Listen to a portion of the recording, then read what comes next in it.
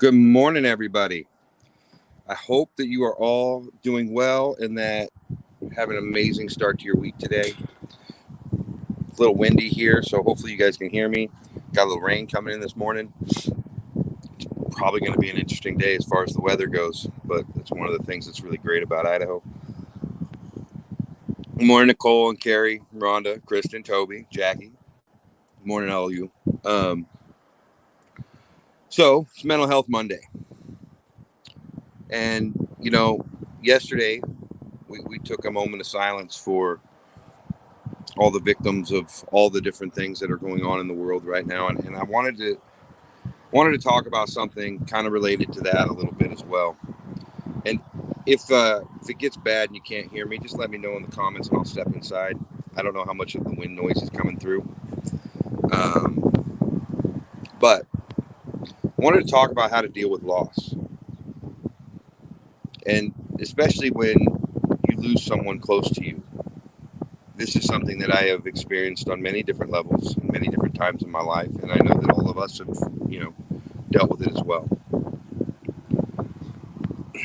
One of the easiest things to do when we lose someone close to us is to blame ourselves. Think that we should have done more, and that the what ifs kind of jump in. Like, what if I'd have done this? What if I'd have done that? What if, especially when, somebody dies suddenly or accidentally or, something to that effect. So, how do we deal with it? How do we, how do we move on? How do we let it go? And, the truth is you don't. You learn to live with it and you learn to accept it. And it's about accepting what is. I am a person that believes wholeheartedly that everything is as it should be. That things happen for reasons that we don't actually understand the meaning behind them. And that belief is which is what helps me to accept the things that happen in my life to the people that I care about, that I wish I could do something more about. Now, that doesn't make it easy. It doesn't make it better. Doesn't make it hurt any less. I think we all learn to carry a certain amount of pain and hurt with us. And it kind of rears its head at the most inopportune moments in our life. If I mean, if we're being honest, right? It just sort of comes up. And I have found that when I talk to people who are in this situation, who are struggling with the loss of somebody dear to them, we have this quest for answers, right? We have this desire to understand more about what, or the ifs and the whys of it, right? And where does that desire come from? We want to make it make sense, right? We want to make it mean something else. Most of the time, that path only leads to really a whole lot more disappointment for us. Because at the end of the day, no matter what the cause, no matter what the reason, they're gone. Okay? They're just gone. And I can't speak to everybody's faith in what you guys believe, but you've heard me say before that I was a soul before I came here. I'm a soul now, and I'll be a soul when I leave. This is also something that gives me a great deal of comfort, because if your soul, from what I believe, if your soul is your true self, if that is when you're talking about spirituality or religion, and you're talking about your true self, I think you're talking about your soul.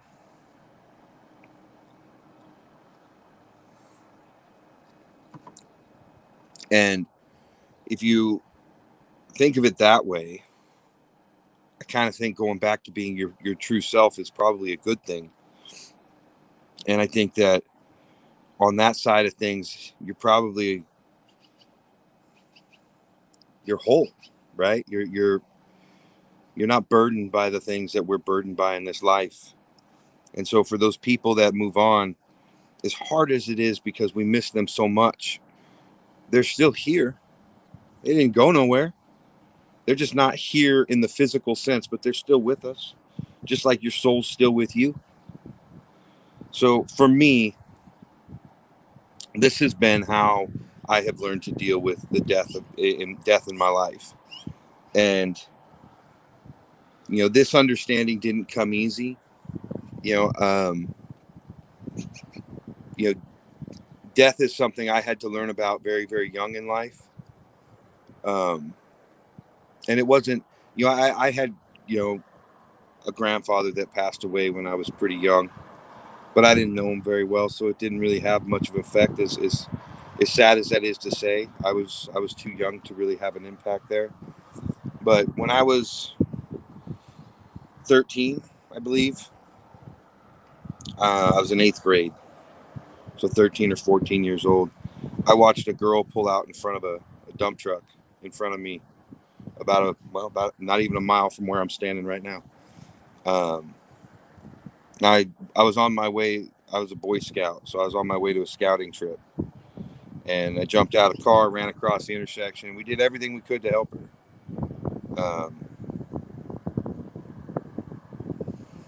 And the paramedics showed up, helicopter landed, and they took her away, and that was that. And I can tell you a lot of details about that day. I remember every single one of them. But what I learned later was what I struggled with. She was a 16-year-old girl.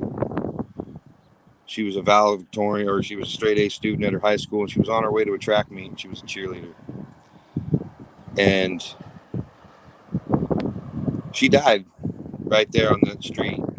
And I ended up meeting her family because one of my teachers at the time was her older sister's best friend. And so here I am, this troubled teenage youth, because I wasn't a good student. I was an asshole in school. And this teacher is somebody that had a huge impact on me. And she kept me after class one day and asked what was wrong. And I just told her everything, and I broke down, and I didn't know how to deal with it. And it should have triggered this thing in me where I would have wanted to be better, but it didn't. I took it the complete opposite way, that there's just some guy upstairs with a time card, and when he punches yours, you're done, because I was in the car right behind her. It could have very easily been me. And she was gone, and I had to see the hurt in her family. I had to see the hurt and all of this, and I was given some award, and I think they called it a hero award, and it didn't make any sense to me because she didn't live. She died, and yeah, I tried everything I could. It's actually what made me want to go and do, it's what made me want to be a paramedic, which is something I did a long time ago in what feels like another life, because I wanted to help people when they were hurt. But that death happening right in front of me at that age left a mark that I have never been able to shake. And it wasn't until I came to a place where I understood that just because they're not here doesn't mean they're gone. And it wasn't until I accepted the fact that, like, I think one of the things that really helped me in this process, and maybe this will help you, and this is just how my brain works, I believe we come here with a purpose, okay? I believe that there's a reason that you're here, and there's a reason that I'm here right now. And I believe that when that purpose is done, I think that's when your time is up, right? I don't think any of us are on borrowed time. I don't believe in that. I think we are here until we are done, and when we are done, we go. And that is why you see some people die young. They didn't have much to do here. Their mission was over fast. It was over early. And I believe that for me, if getting back to being just my soul is what I think it is, which is probably pretty freaking awesome, why would any of us want to be here any longer than we have to be? So I think that's true for all of us. So whatever you're going through in your life, whatever you're struggling with, you're still here, which means you're not finished yet. That's how I see these things, and that's how I choose to deal with these things. And knowing that I'm not finished yet gives me the strength and the courage to keep getting up and keep moving forward.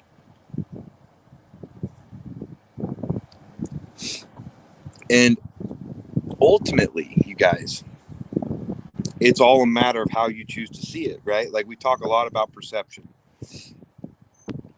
These are the ways that I see death and the loss of loved ones.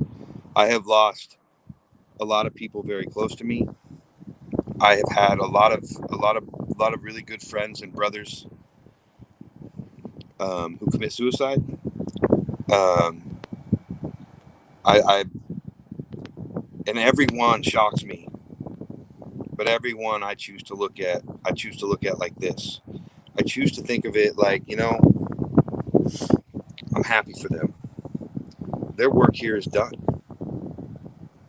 And this is what gives me the ability to move forward with my life without this overwhelming sense of loss. Now, I know people who've lost children, and I can't imagine. And those of you that I know that have been in that situation, I am blown away by your guys' strength, because I can only guess at how devastating of a loss that is. And we talk a lot about you guys have. I think a lot of you guys probably wonder why mental health is so important to me, right? And I've shared a lot with you guys as far as what I went through personally and how it changed my perception of things. But I've also been touched by suicide more than I care to admit by people that I care a great deal about.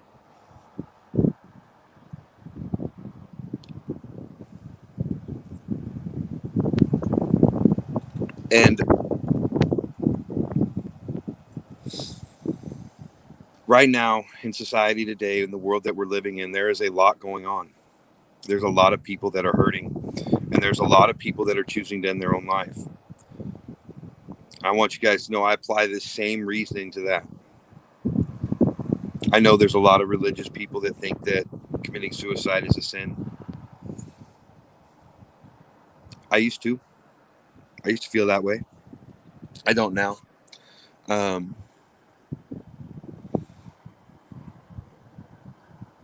please reach out to your friends and your loved ones. Reach out to the young ones in your life. Let them know that they are loved and that you care about them. Okay? Do it every day. Don't wait. When I said the time is now, like the time is now, reach out now. Every time you think about what these kids are struggling with right now and what people in your life are going through, we're all struggling in one way or another. And I don't want to lose anybody else close to me either. I would much rather we all live to be really, really ugly and old, and I want to live to be 100, right? I want to live to where, like, you guys take one look at me and you're like, man, who is that guy? I want that for everybody, but I know that that's not the reality of life. But I don't want any of you to blame yourself with what ifs tomorrow if you lose somebody today. I don't want any of you to regret not making that call, not checking in. You guys, it's something as simple as reaching out and telling somebody that you care about them, that they matter. Just that little act of letting them know that they matter to you can be the difference between somebody making that decision and not making that decision.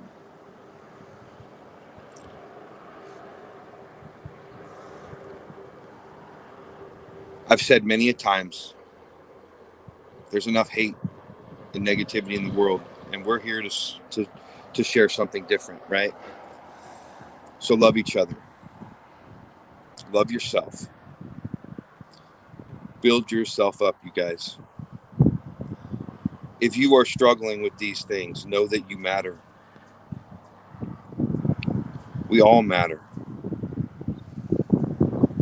We're all the same.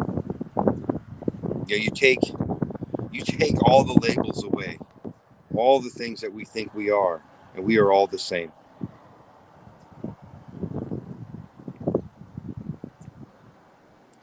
Have an amazing day. Start your week off in the right way. Build yourself up, you guys. Challenge your perceptions. Try to see the good. Find a way to deal with these things that is healthy for you. Hit those I am affirmations, because you are all limitless, and I need you to embrace that. I love you guys. Be a little bit better today than you were yesterday, and let's have an amazing start to our week.